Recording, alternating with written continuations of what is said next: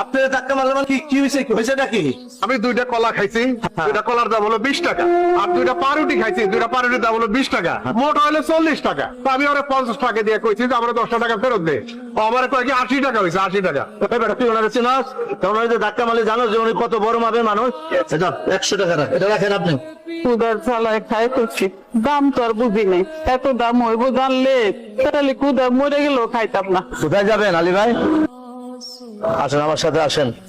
আমি আইসা পড়ছি। তুমি চলে আসছো পাখি, পাখি বাড়ি চলে আসছে। কি ব্যাপার, বুবু কই, দুলাভাই কই? ওদের দেখছি না যে। আপা দুলাভাই তো বাড়িতে নেই। বাড়িতে নাই মানে? আমি আজকে আসতেছি এটা তো বুবু খুব ভালো মতোই জানে।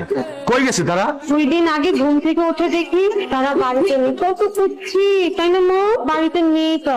তুমি এত দূর থেকে আসছো জার্নি করে, এখন তো এইসব কথা বলার সময় না। চলো বাবা।